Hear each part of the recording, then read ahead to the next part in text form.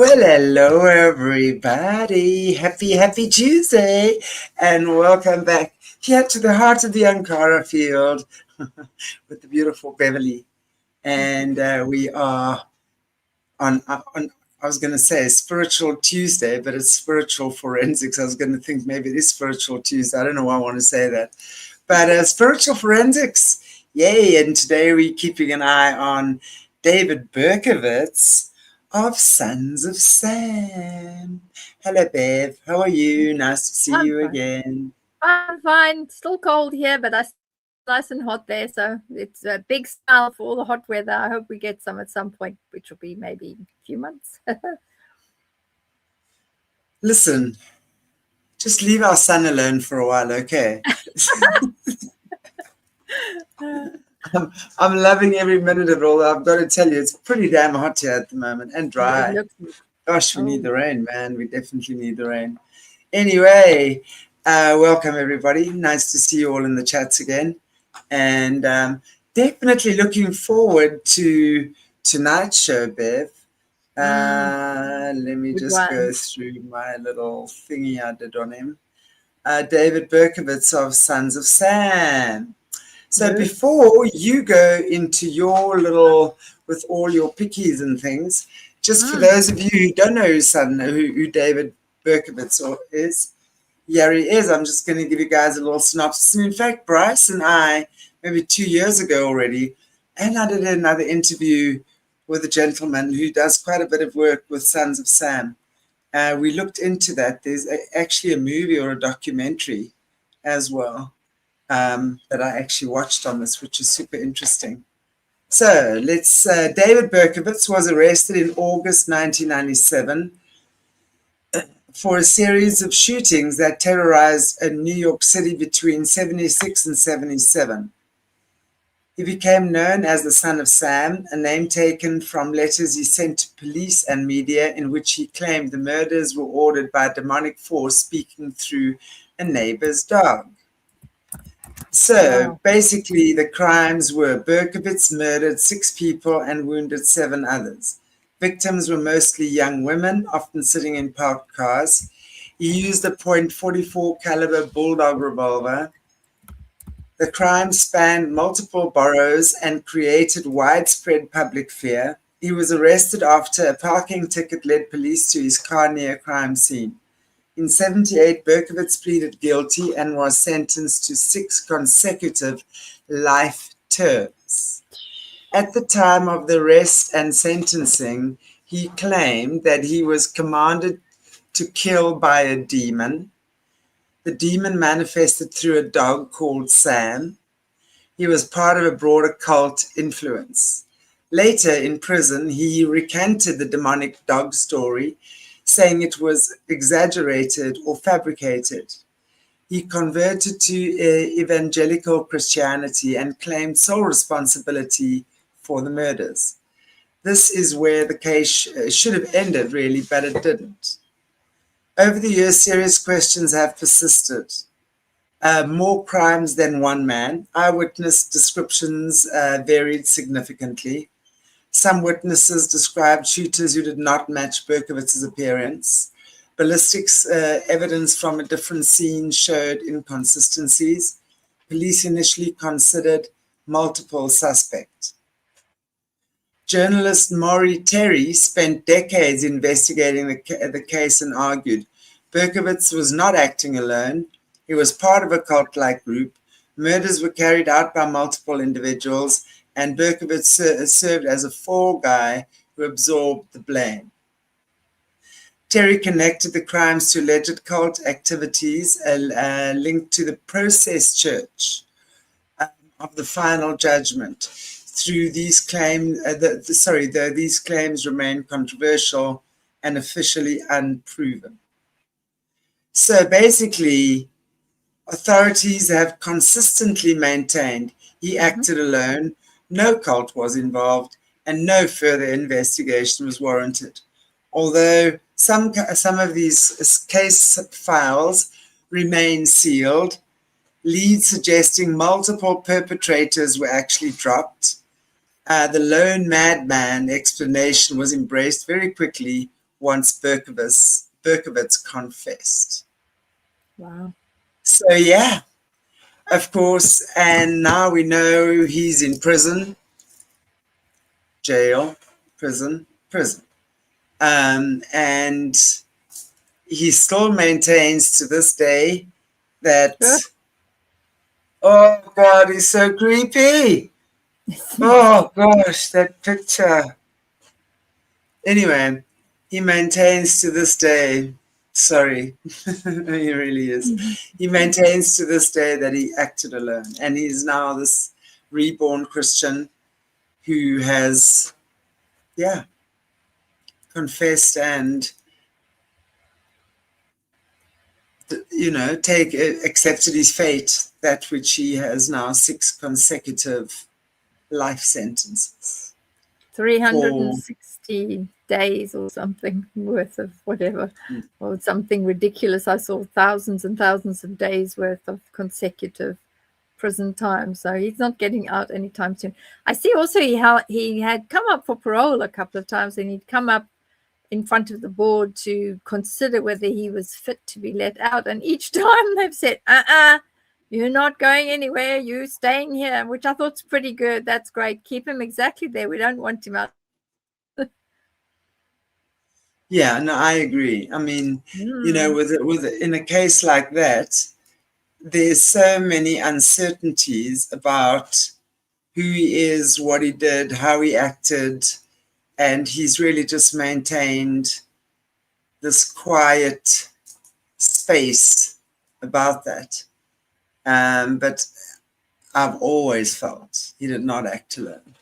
But I'd be interested to see what you've come up with, madam, and what we can see. Hello, everybody. Really good to see you all. Michael, Aquana, Lisa D. Lisa D, are you going to be nice to me tonight? Thank you. So you can choose any picture that you want, any picture that you like. They all work with each other. I'm just going to grab my notebook because I'd written a whole bunch of notes. It's a cute notebook. Look. That's super cute. You're right. It is super cute. Listen, there's nothing better than having a cute notebook. Okay, that's a must. Mine's full of beads. Beads are fine. Beads are good. We all love beads. Who doesn't like a set of beads? I mean, buzz. Not beads as in beads. Who doesn't like beads? Oh, I have enough of those. Okie dokie. Let's see what's happening. Here's the first one. Let's see what you say about that. I'm just going to put myself out in the background. Okay. So we've got a lot of angry, dark aspects around the edges. So it's quite interesting that he originally said that he was part of a cult and then decided to change his mind, because the energetics around him shows, yes, he was part of a cult, and he was actually part of a nationwide, very dark cult that had the level of worshipping, but very dark things. So whatever it was that they were doing and whatever it was that they were pushing was calling into their own energetic fields a lot of darkness, a lot of dark entities, and also, those individual spiritual entities that are walking, that have not been able to rest, or they haven't got a purpose and they really have no idea where they are. So all of that is what you see on the outer areas of this auric field. When you start looking further in, you will see that he has got a platform that's around the base of his feet. And from that, there are roots coming out, and they're rooted into the ground. So although he was a perpetrator of these many awful crimes, he was still trying hard to try to be something that people could be proud of, but also something that was different. And I think that must have started when he was quite young, because he calls this entity Papa Sam. And that was where the Papa Sam individual entity is the main key driver. So if you look in the middle of this auric energy field pattern, you can see there's a very big dark energy, dark entity, the one that's in his chest with red eyes. And this started to be moving in him. Now, I think that at some point in his young life, because he was part of the sect and he was part of a very large group, a nationwide group of individuals that believe in SRA and believe in all sorts of types of ceremonies for the dark forces, I think this started with him very early because it's a very large entity. And this is the one that he calls Papa Sam. There's also specific aspects where he was offered up as of someone who would be put forward as a go-to person. And he knew this from a certain age, that he would be drawn into unaliving individuals. He would also be drawn into moving in such a way that he realized there was no escape for him. So this is why we've got the very large circle of energy around him. It's almost encapsulating him, and he's locked in. And he's locked in completely because everything that's swirling around inside him, there is, and you'll see this in the other images as well, there's a Merkaba that has been built and created as an entrapment and as a way to hold him within his body and his spirit energy so that he can't do any more harm, not just to himself, but also to others. So this is what has happened to him later on in life. You also see around his hands and his arms, he is bound with red to the demon being that has got the red eyes in the middle of his chest.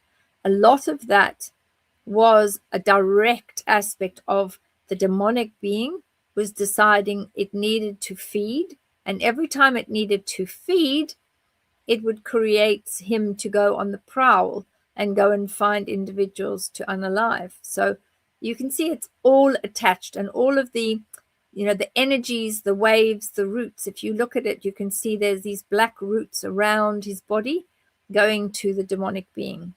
He's also locked. Look at his throat chakra.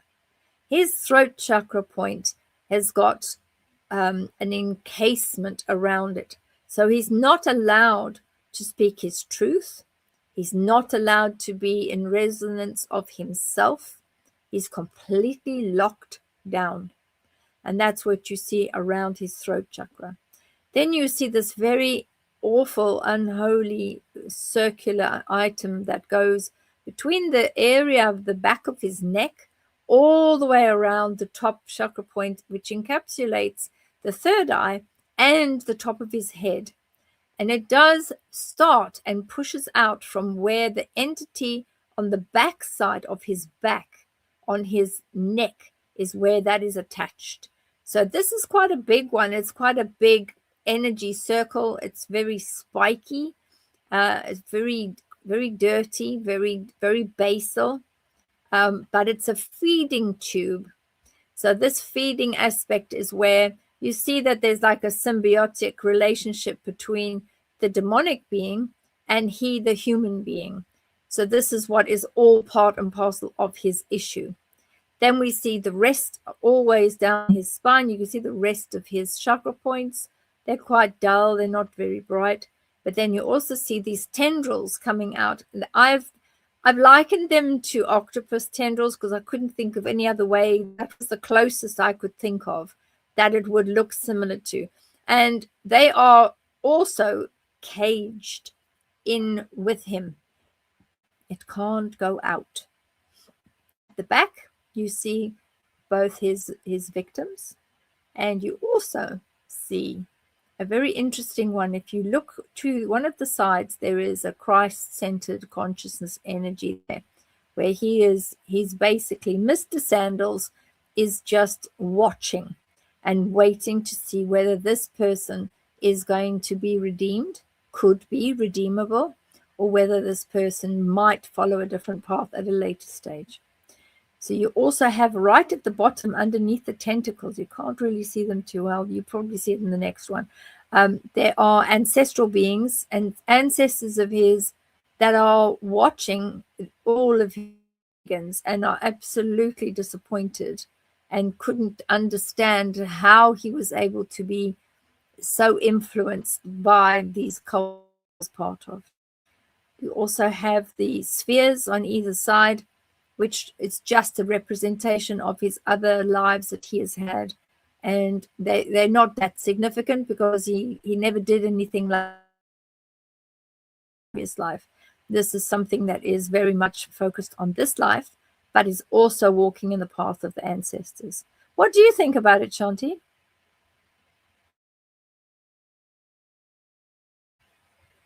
Yeah, I fully agree with what you're saying. And I want to add that, yes, he was a sacrifice. But this sacrifice was a karmic one. It's almost, this is like his karma. It's coming, I can't remember exactly the words you used. It's like you said something was always meant to be or something like that. I can't remember exactly at the beginning. But my take on that is that, yes, absolutely. This guy has done some occultic stuff in past lives, and he's pretty much paying karma. This is a karmic lifetime. He came in as a sacrifice. So it's like his parents sacrificed him to some type of an entity, or however they do in the cult, for sure. And it was just, and he'd been tampered with. Although when I was researching him, when we were doing the shows, there was no evidence suggesting anything like that. He came from this normal, great family, whatever. I can't remember the exact details. But no, I don't think so.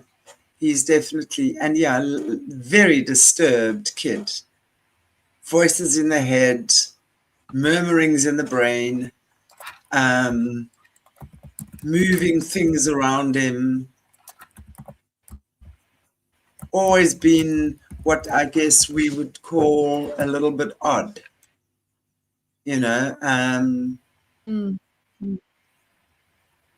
Yes, and I think definitely when we are looking at the entity on his chest, for sure, it's almost like I see him, and I'm not saying he physically becomes a werewolf, but like he almost like shapeshifts.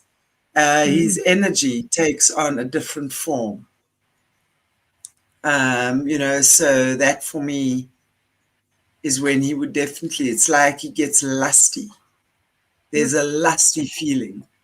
And all those lower tentacles, tendrils there get all lusty.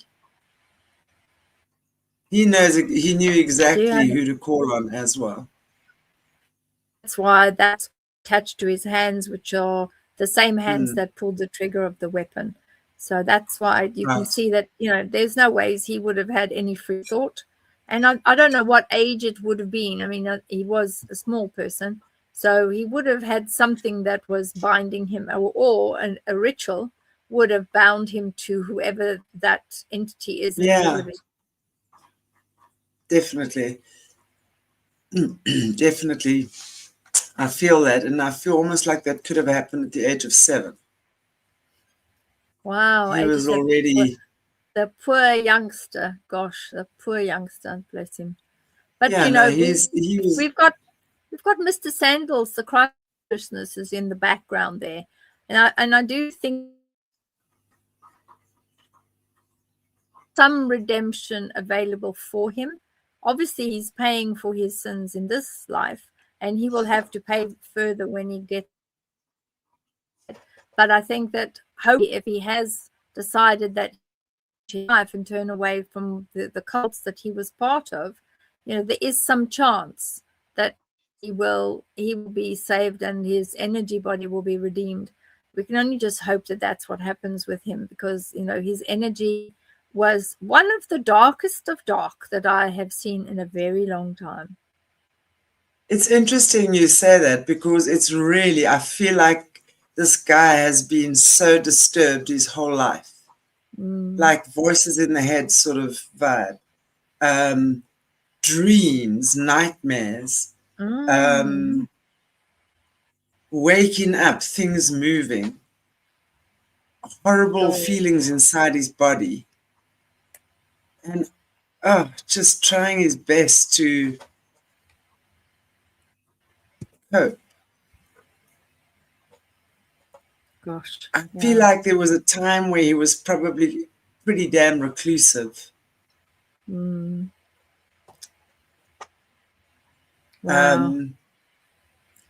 Wanted to stay away from people as well because of dreams. And it's almost like I feel like, and this is stuff that hasn't been publicized, but I feel like he's super psychic.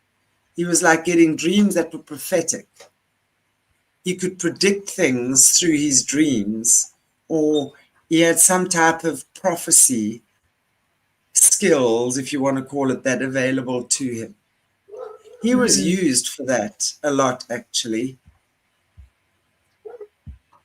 Wow. This guy's, there's a lot more than what we've been told. They don't tell us about, when you read the book or when you watch the movie, they don't talk much about, they talk about more the Son of Sam type of connections, but there was more. He was going places. There was people he was seeing. There was studies he was doing. He was a clever guy. This is a clever man. He's very clever. Obviously, if we look at the Eric von Doniken last night, that is a very clever man, but he really is from the light. This guy is very clever, but when it comes to the opposite, it's like you look at that rock he's standing on and you just see that what he's drawing off, Yeah.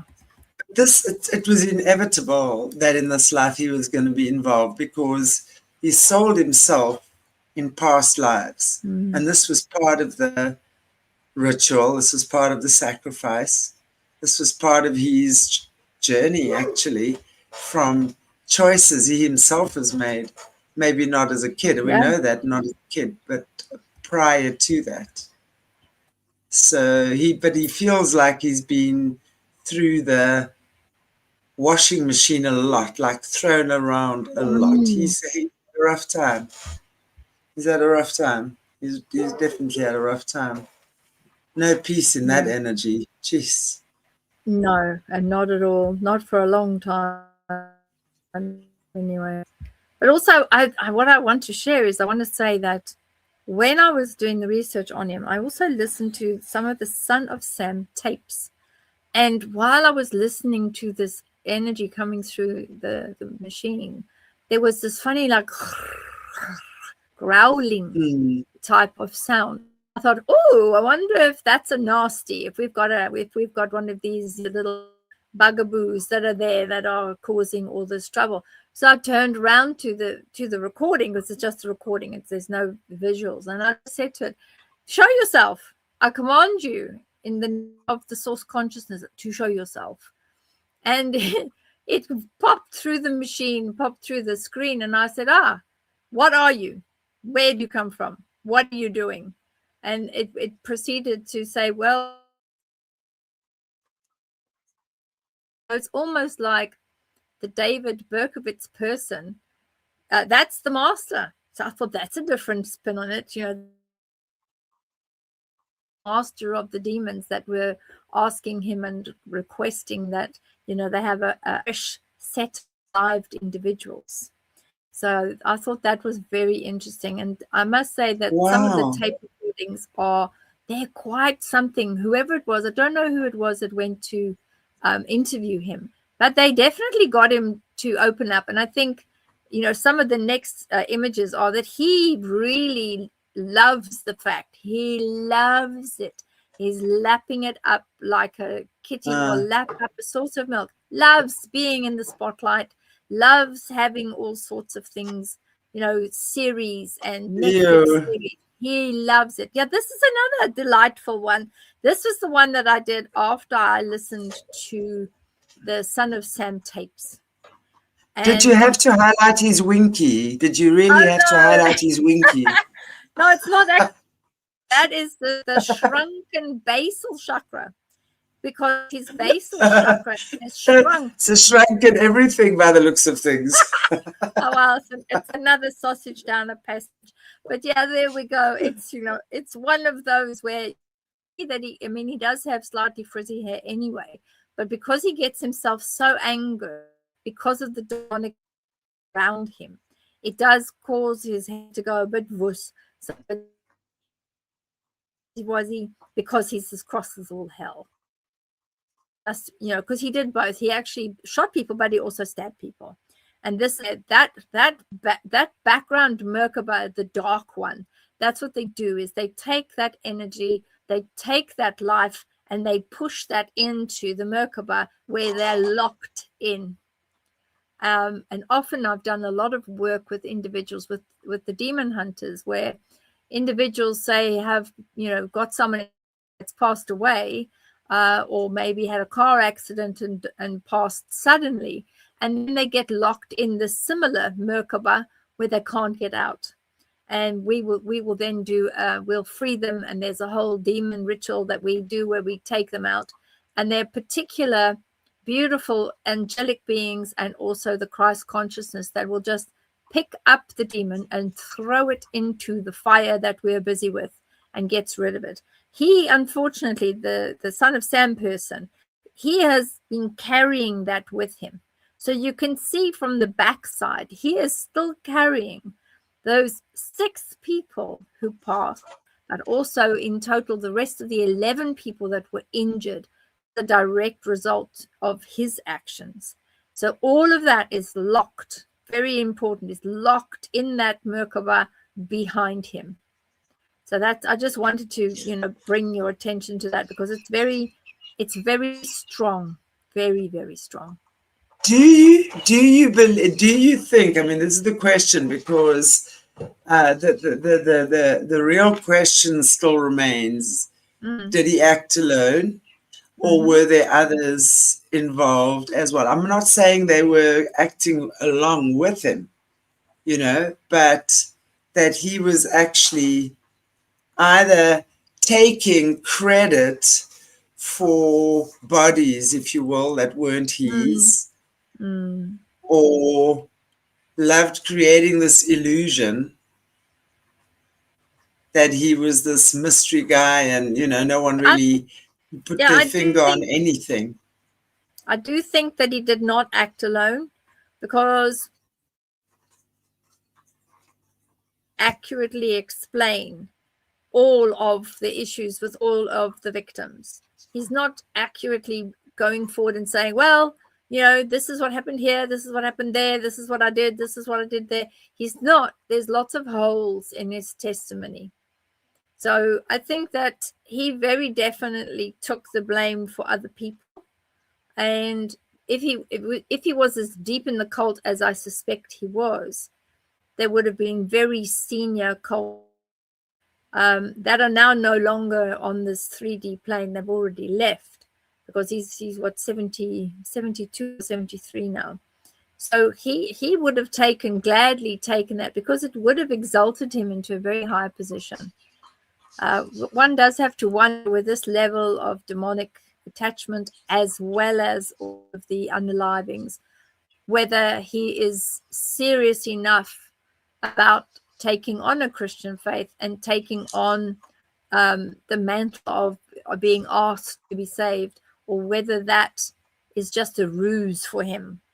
I put a big question mark on that, because when I looked at him in his time frame, I didn't really, apart from a lot of his chakra points are now quite clear.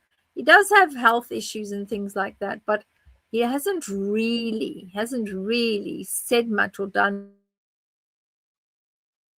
which is quite a difficult space to be in. But he has thoroughly enjoyed being part and sort of the first person to be doing all these sort of things.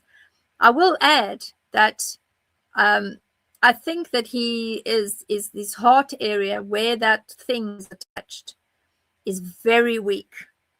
And I think that he's going to have some complications around his heart area and a couple of the other areas within his body, like shortness of breath and aspects like that, which his doctors will have to deal with. And unfortunately, if he does end up having some sort of a collapse, that they can say, oh, you do not resuscitate him, because I think he feels that it would be better for him to be allowed to pass across. But I think that the police and those in the prisons will say, no, no, no, no, we have to do the right thing, and we have to resuscitate him and get him to hospital and, get an operation for him and all those good things. So that is still coming, unfortunately. But, there's not much anyone can do, because there are individuals that are governed by law. So things that you have to do, end of story, It wouldn't surprise me if you're actually already going through that, because it's funny, as you were speaking about that, I kind of got that picture that there's stuff around his health. There's always drama around his health at the moment, and has been for a while. I agree with you. It's like that red egg behind him. It's his like rotten egg. It's like a rotten egg. Yeah. And it's like his secrets, the secrets of the lies he's told, the scandals, or whatever it is, And I don't think, I mean, and it's so true what you're saying. He's loving being the front man and the man of mystery for these evil crimes that are being committed, and no one knows the truth. And he's this mysterious figure, going down in history. He loves that. Oh, he does. He thinks this is big. But I also believe the truth of the situation is going to come out. It is going to come out. But anyway, maybe that's coming later in your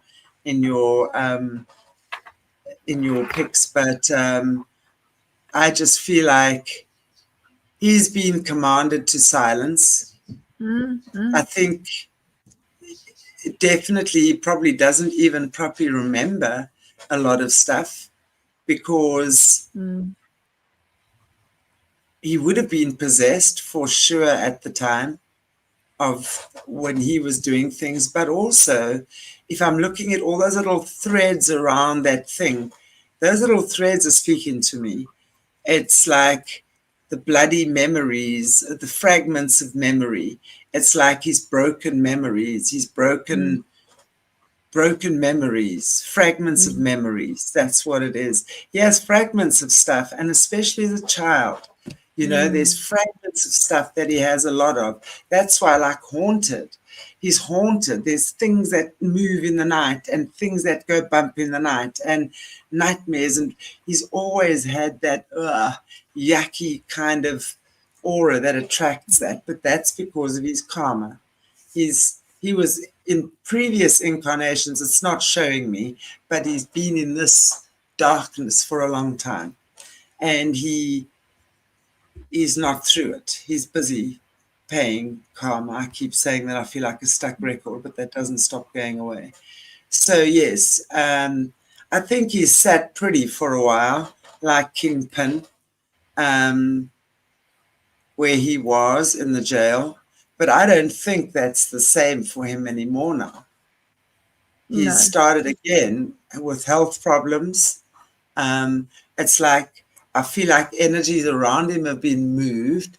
He's not getting privilege anymore. There was a time he was getting privilege. He's not getting that anymore, because the ones protecting him, as you say, are no longer around. How interesting. His protection has been removed. And plus, he was also, you see that whole schism that's happening within him is when he was hit by a bus at the age of 7. Wow, 7. Look at that. That's what I was saying earlier. Something happened at 7. And often, sorry to interrupt you, Bev, but just what I say is like that, the trauma of that incident is when often there's a demonic attachments and entities will, in the hospital or wherever, will then take over. And that's what happened with him is once he'd come out of the hospital and he'd survived, he had extensive head and neck injuries, extensive, injuries. We're not sure whether his cranium was cracked or whether there was something, but it was significant. I mean, they were surprised that he even survived being hit by a yellow bus. But what happened also was a yellow bus. A yellow bus.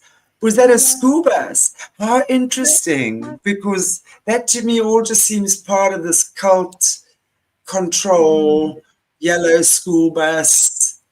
I mean, we know that whole scenario. An age of 7 being hit by a yellow bus. Wow. So his mother was saying, she was talking to the doctors and the psychiatrists, and she was saying that when he was able to get up and walk and his injuries had healed, he became a very angry and aggressive child.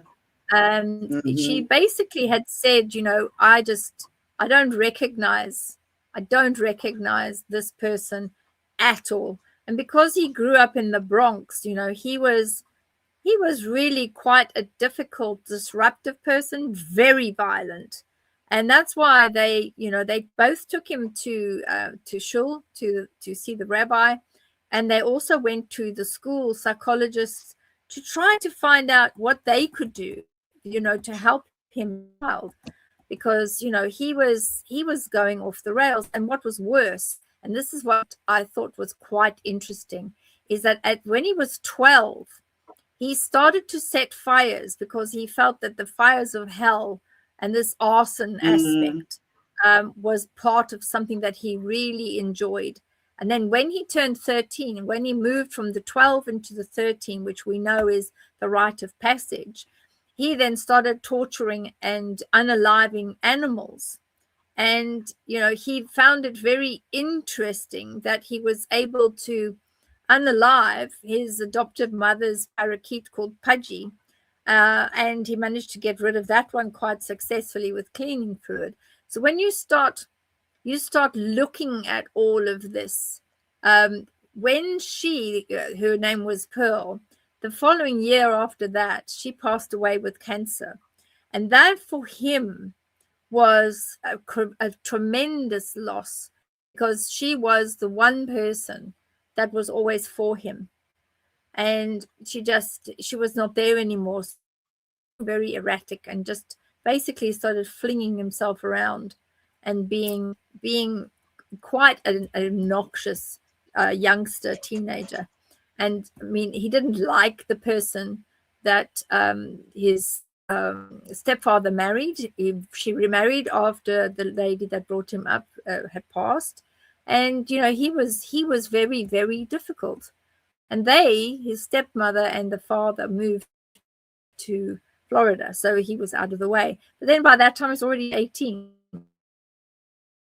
And then he decided, oh, well, I might as well go into the army. So he went into the army. But what's interesting is, if you see the image behind him, he also has, and this is something that nobody has picked up, he became a very good marksman, both with a rifle and a hand weapon. And what he had done was he served in South Korea and Kentucky.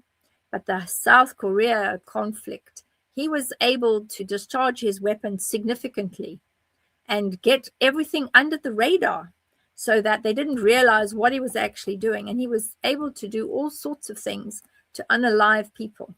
So that's also in his aura, is people that were in the Korea conflict are also stuck in that big red egg that's behind him, because they're all by his hand. Wow, how interesting. And, again, how interesting at the age of 7, when obviously he had that accident, And then no doubt that was when whatever entities entered his body. Yes. And then he started the behavioral change, the anger, the disconnect, the torturing of animals, etc. Now it's interesting again, that he would go to shul, and again, I'd be interested to know what Jewish sect he was, because that when you look at, I think it's the Talmud Jews, right?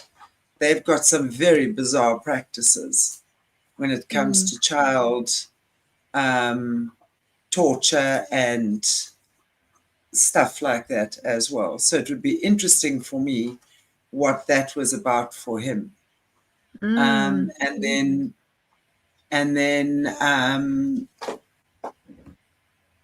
growing up, torturing animals already. By then by the age of 14, he was gone. By the age of 14, he was already gone. There was no ways he was going to come back. He was already such a puppet for these entities. He was doing all sorts of things by the age of 14. And it's interesting that you say, because I did notice that, and I was actually going to ask you about, was he adept in any other type of fighting, or that to me looks like samurai, just the picture, the sword he's holding is some type of a samurai. Yeah. I think he was able to learn different types of hand to hand when he was fighting in the Korean War.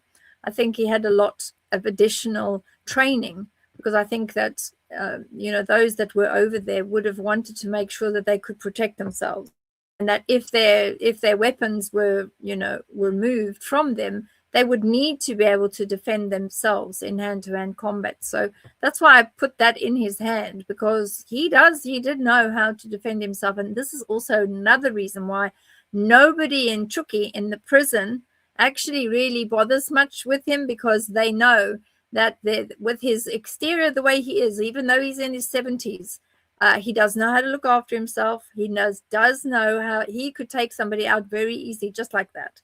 So I think they shy away from him. Yeah, they shy away from him. But I also, it's almost like he went to the military, to war, whatever it was, because that was an access point for him where he could get his bloodthirsty kicks. That for me was clear, because I feel like that was just another way for him to legally unalive people, actually. No, this guy he's gone, far gone. By the age of 14, he's gone. There's no turning him back then. Sure. Okay, here's the next one. Yeah. Also a bit of different background. It's a slightly different background. It's really is more of the same, but what it was I wanted to show that the pot of souls that is behind him, that pot of those individuals are moving on. They're doing what they can, to be able to come to terms with what has happened to them. But he and shake it off. Not yet. It's still there. So we can go to the next image. Yeah, he won't shake it off. He's got that karma, and he's got to work through it. And do I think I just love the way people always suddenly in religion, I mean, hey, there's, okay, retribution, we'll talk about that just now, about how they always change their tune in jail. But I guess there's also, people are allowed to, but I somehow find that is an excuse with someone like him. Look at him. Now this is a Merkaba. He's got a double because his individuals that were taking care of him, that had asked him to take the fall for them and not to say anything about the rituals and the ceremonies that he was part of, and basically to keep completely quiet about what was happening. There is a double lock. So not only does he have his original faith that is him because of his evil doings, but he also has a very big, bright, round area around him where angelic beings and others have closed him off in order to protect others. Not necessarily to protect him, but to protect others from him. So you've got that vibrationary field along the outside, where he's now safely locked within there. It's unlikely that he would be able to do anything. And I don't think he's been able to utilize what he would have liked to have done for many, many years. He has not been able to, which is why he's nice and secure, stuck in there. And he will stay there until he transitions and goes across to the other side. You're right. And he's become comfortable there, and it's kind of his safety net. He knows how to protect himself where he is, as you were saying. He knows they've got their turf. I would imagine everyone has their turf, in these places. But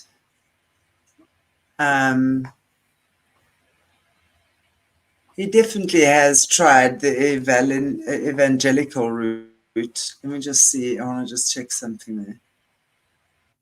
The interesting aspect is the dark ones. The dark ones. Look at the dark ones at the bottom. I mean, they are just waiting for him to do something. That's exactly. I was going to say, it's like he hears voices of angels. This guy hears voices. So hearing voices for him is no strange thing. He's been hearing that practically his whole life, from what I can see. But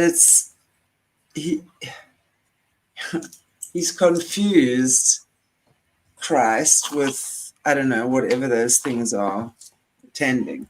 So no, do I think he's done a moral turnaround? No, absolutely not. I don't think that. Not from what I can. No chance. No chance. There's no moral turnaround there. There's a satisfaction that he's got what he's wanted, where he is, that he's this creature of mystery. He likes that, and that no one really knows the truth about the situation, and that we all, everyone's arguing about him. He likes that. So, but he's becoming more and more irrelevant. It's like what I'm saying. It's whoever was protecting him, his handlers, let's call them his handlers. Whoever was protecting him is no longer there. So that spiritual protection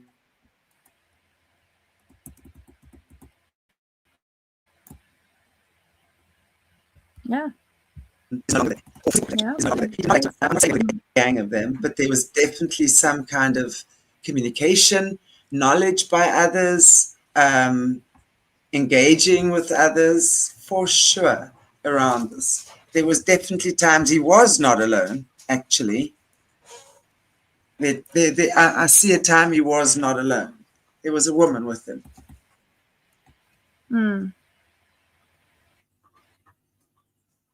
That's all I see. His energy body. When he met his own birth mother and his biological father, they both rejected him. And that was, he had all sorts of violent fantasies after he met with his birth mother and his biological father that had rejected him as well. So there was a lot that he could sort of fall back on, which I think was good for him, that he had something to fall back on, because actually he was one of the few people that I've seen that was lapping up the fact that he could do all these awful things, and people would be, almost like looking at him and saying, oh, wow, look at this person. And he definitely enjoyed the fame and that his crimes had brought. And what was funny is that he wrote letters and left them at different scenes, and he was tantalizing the police. I did see there was one particular note that said, You guys carry on, trudging the beat and looking for me. When I get enough money and when you catch me, I will give you some money to go and buy some extra shoes, and type of thing. But if you look at also what his energy was part of, women started cutting them off. They cut them short. They were avoiding going out in public. People were going home, and they made sure that by sundown they were at home. They made sure that they were attempting to get out of their way across all of New York City, particularly Bronx and Queens. He definitely had an awful way in his energy, and he was thoroughly enjoying it, but eventually they caught up with him, which was great. I don't think that Berkowitz is ever going to be freed, because he was given 6 consecutive life terms of 25 years in prison. So that's 150 years behind bars, which is huge. So, he's just never getting out. Not at all. Yeah, no, I agree. He's going to be feeding off taxpayers for the rest of his leechy life. Well, he's been there 50 years already, so he's done 2 consecutive terms so far. Yeah. Okay, who's this? What's this? So this is the next one. This is the next one, and I wanted to show, this is when he was younger. And he was pretty much a skinny teenage lad, and being being silly. That's all right. And being very silly, and trying to make his way and trying to show himself up as being somebody that has got has got a definite essence about him. You see around the outer rims, you can see that there's individuals that would have taken his fancy and would have been a type of person that he would aspire to be. But then on the side, you see this hand and this entity coming in from outside of his aura, grabbing with a claw, grabbing onto the heart chakra and trying to hold on with all its might and bringing all its minions with it. So you've got all the minions and you've got all of that. So it is probably just before the 13th birthday, because everything here is still small, it's still growing, and he's still a light behind him where he was trying desperately from a youngster to be something and try to stay on a path that would be at least half decent. But there was no way, with this big black thing coming from the side, claws, there's no way that he was going to be able to get away from that, because he was offered up. And that's what happens when you have a youngster that's offered up just before they turn 13. They are inside. They become almost like they put them actually in a bath of blood, and they get the person then to be almost like reborn with the dark energy that comes out of them, which is sad. Yeah, definitely. I feel like he's definitely had stuff like that go down. And that's part of what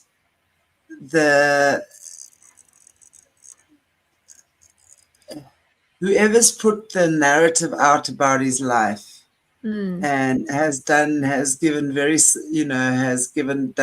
selectively, because they've given us information that just enough to keep us wanting more, and there's a lot more. I keep seeing there's a lot more that went on with this guy throughout his life. Very, very involved in cults. I think his tapes, it's the Son of Sam tapes. I think I don't know how many there are, but I know there's a few that's already out in the public domain. But I think there's a lot of other, and he does speak quite candidly, and he says a lot, and he alludes to a lot. And you can see I think he does want to try to say what was happening to him and how it was happening and how he fell into the wrong company. But I think he's still worried that certain individuals that had asked him to keep the secret, and certain individuals that had him part of these SRA rituals. They're still around. But I reckon I'm predicting within the next 3 to 5 years, there will be a lot of information that will come out, because those individuals that he has said he would keep his mouth shut for are not going to be around anymore. And then he can talk. I agree. There's definitely, I feel some have left, but there are one or two others that haven't. Yeah. And I think there's a lot of people involved in this thing that are going to shake a lot, rattle a lot of cages, put it that way. I really do. I think this has also been quite a big cover-up. I don't know why I feel it's a cover-up for other stuff as well. Just one of these things, one of the diversions, cover-up. I don't know. So there's so many moving parts here. But bottom line for me is this: I do feel the truth is going to come out. I do feel there's going to be a lot more information on who was involved in these things and the depth to which this was going. There's a lot of, all of those tentacles he's putting out there is connecting to something or someone or situation or a place or a time. He came in with lots of dark energy attached to him. So it's more than one dark entity that works through this man. Yeah, there's quite a few. Yeah. But there would be, he would be a host body for one, maybe main one. For a big one. Yeah. Yeah. His background, when you look at the background with the light, what I thought was very interesting, and the reason why, I could see there was the light behind him. Now, it's the light behind him, not of him. And what was a very interesting thing is that the David Berkowitz person was not found out until there was a parking traffic violation ticket. Yes. That's how they came to find out about him. So in a way, the angelic realms and the light was finding a way to lead those of justice to him. And that's where the light was. It was shining a light and across the portals to say, right, we know that this demonic entity is doing all of this stuff. What has he done that we can shed a light on and alert those that have got the sword of truth or those that have got the sword of justice? So that was the light playing. He had just got this particular traffic violation, and that's how they managed to find him out. I mean, it's so interesting how these little things, these pennies are dropped and suddenly it's a big expose. Marilena, your question is: can a soul that chose this type of life on earth go back to the love, or must they be rehabilitated with its guides once he's back in his soul origin? Everyone is, we all belong to God. At the end of the day, we all have it in us to find the light within, because the light really is within. But in order to achieve that, you've got to take the pathway, the road of truth.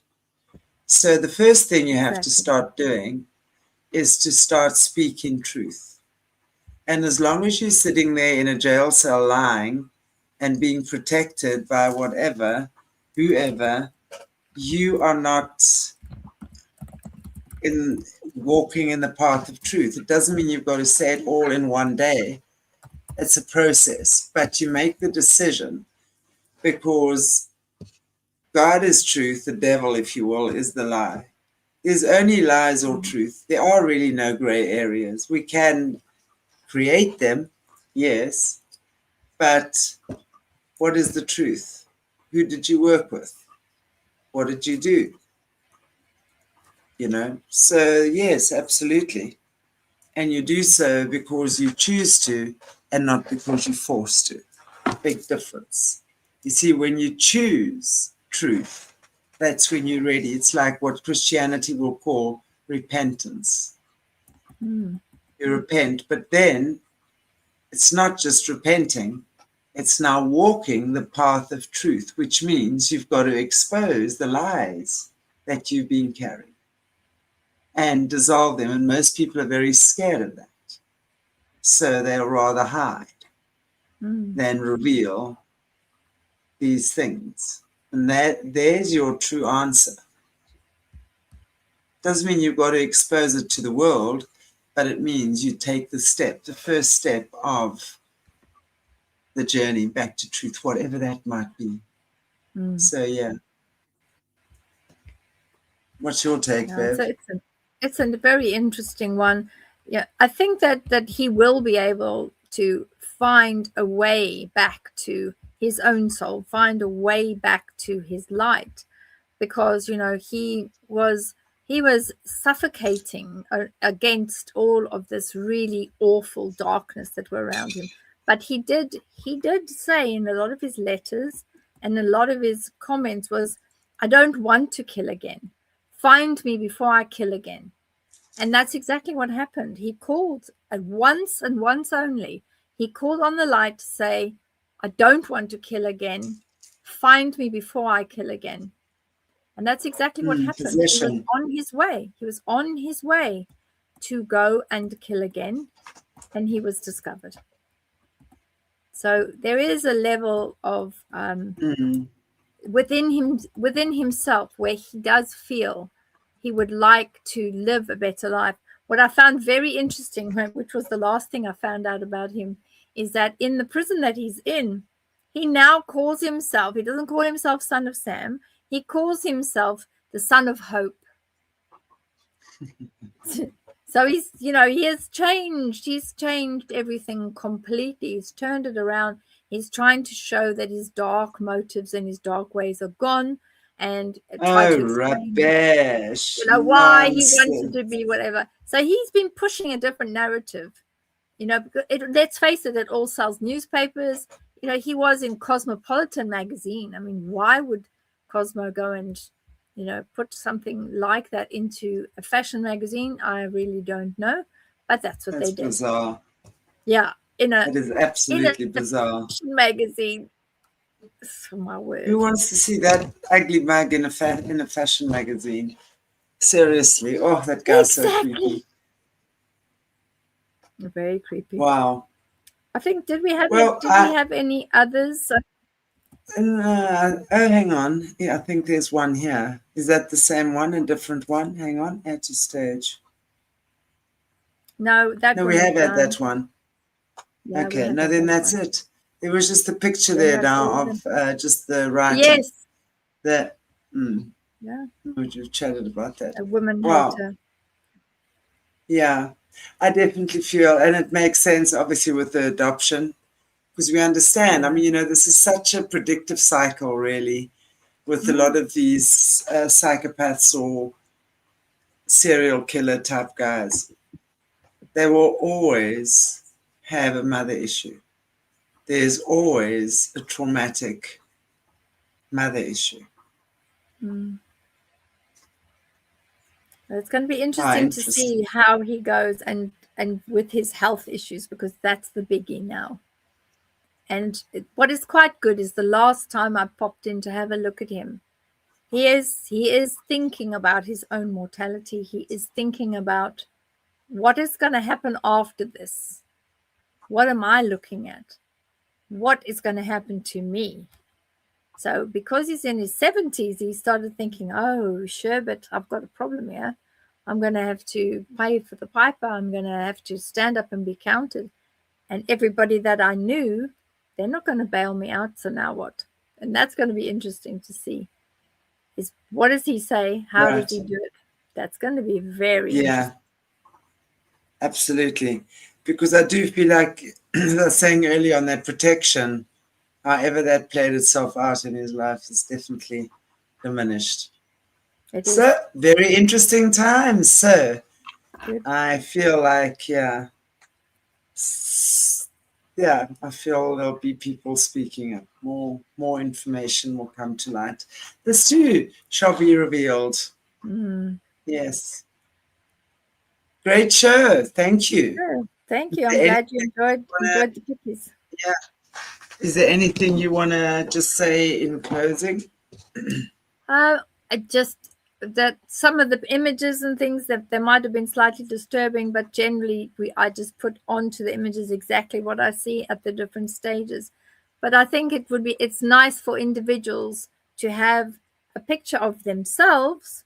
And over the next couple of weeks, I'll be bringing a picture of the aura graph and the toroidal field with the Merkaba that I'm busy with at the moment for Shanti, so that you can take it and see it. And that was your Christmas present, so you're going to have that. But then we can also have maybe some questions and answers about what sticks in the aura and what becomes part of our normality and why it gets pulled into your body. So this is all the kind of things that I do in personal readings. So it's always a good thing to understand where you're at in your body, your physical body, as well as your mental and your spiritual body. And that's something that the picture, the drawing, will actually give you. It can track your progress on your spiritual and soul path. Wow, how lovely. I look forward to mine. Thank you. I will send it to you. Thank you. Yay. Okay, guys and girls, thank you so much for joining Beverli and moi for yet another, what case? 008. We are 008 tonight. 008. We're 008ing of spiritual forensics. Like, share, subscribe. Please get this information out there and join our little community, growing community out in the Ankara field, where we just do awesome things. We're just cool. Okay, everybody. God bless you all. Thank you. And I'll see you tomorrow for Double Trouble with Jessie. Lovely. Bye for now, everyone. Bye.